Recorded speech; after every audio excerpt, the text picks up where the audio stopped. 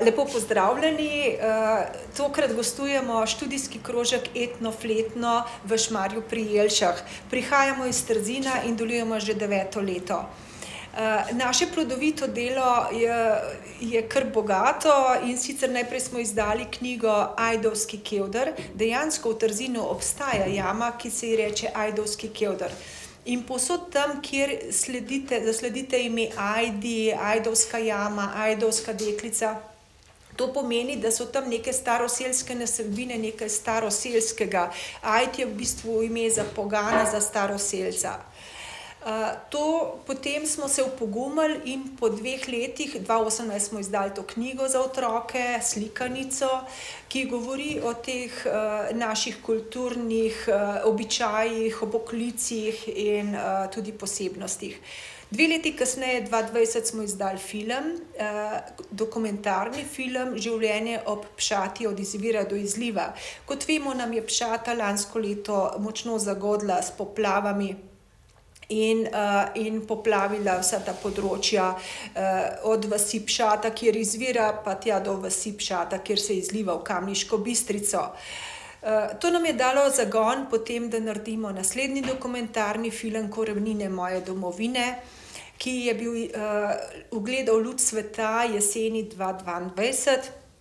In sicer govori o posebnostih Slovencev, tako o naših kulturnih posebnostih, arhitekturnih značilnostih, jezikovnih posebnostih. Le malo kdo ve, da imamo v Sloveniji 2 najstarejši prakulturni bajki indoevropskega prostora. In sicer ena izhaja iz Mengša, druga pa iz Šiške in govorita o stvarjenju sveta. To so posebnosti, ki jih ne bi smeli zanemariti. Ravno tako posebnost Kozolca. Kozolc kot edina etnična arhitektura na svetu, povsod, kjer srečate kozolc, pomeni, da je to naše etnično področje, pa naj bo to Italija, Avstrija, tudi Švica, seveda v Sloveniji tudi. In vse te posebnosti so na nek način zabeležene v našem ljudskem izročilu.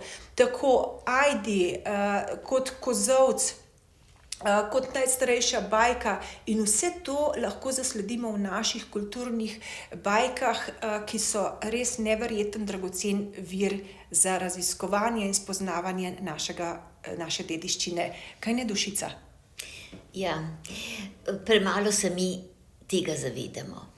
Poglejmo, no, ko praviš to, evropski znanstveniki imajo ogromno dela ravno z raziskovanjem teh najstarejših bajk.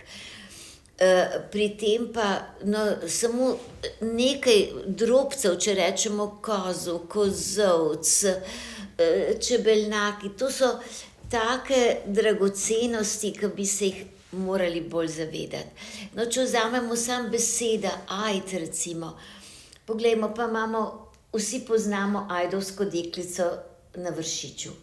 Okamnelo velikanko, zdaj pa ta, kako lepo rečeš, ta staroselstvo v tej besedi. Ali je ajd velikan, ki so delali, kdo je delal do naše gore? Velikani. Spet je ta ljudska logika.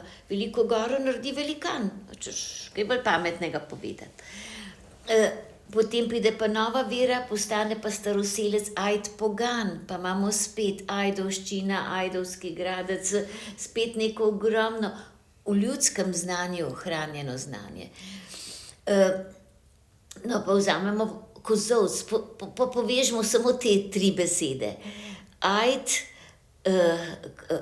Ajd staroselec, pogan, pa ajd velikan, pa gremo kozolc, ki pride od besede kozel, da je tudi Zlatorog kozel. Zlatorog je eden od osnovnih simbolov naših ljudskih simbolov. Mi nobenega kralja nismo imeli, imamo pa 3 kraljevske simbole. Kraljevska gora Triglav, Zlatorog, kralj Zlatorogovega kraljestva, pa še kralja Matjaža imamo.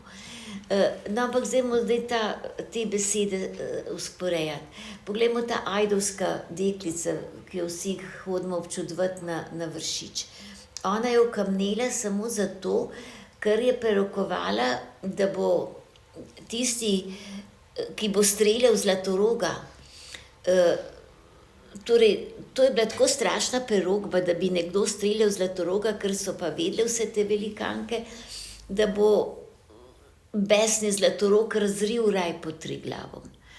No, in potem se je to res zgodilo, vemo vse te zgodbo o Zlatorogu. Ona je zakazano kamnela, njena prerokba se je uresničila, ta deček, ki se je rodil takrat, ko je ona prerokovala, da bo streljal Zlatoroga, je res poskušal streljati Zlatoroga. Poglejmo Zlatorog. Zlatorog je pa kozel. Kozel je pa sveta slovenska žival. Posvečena je bila bogu Perunu. Bog Perun je bog strele. No, če gremo širše, tudi Ceus in ti poganski bogovi so obvladali strelo. No, vzemimo, da je še v sredi 19. stoletja so naši kmetje kozolc ob žetvi so dali eno rogovilo od grma, to ne bi bilo kozlovi rogovi, in zadaj so zateknili zadnji snop požetega žita. In potem seveda bog Perun, bog strele, ni metal strel v svoje darilo, pa v Zlatoroga, v kozlove rogove. Vemo pa, da je v kozolcu vse kmetovo bogastvo. Tam je žito, tam je detelja, tam je njegovo preživetje. No, tako da toliko bogastva v besedah, v pripovedih, v obrteh, ne da se objeti vsega tega kulturnega ljudskega bogastva. Moramo se pa tega poskušati zavedati. Pa najstarejše glasbilo na svetu, pa najstarejše vozilo na svetu, kolo, pa kozolc svetovno čudo ljudske gradnje, pa Panjske končnice svetovna špica ljudskega slikarstva, pa Solkanski most, najdaljši kamniti most na svetu, pa Cerkniško jezero, največje čudo presihajočega jezera. Ne moramo naštevati, samo dragoceno je vsega tega se zavedati in biti na vse to ponosen.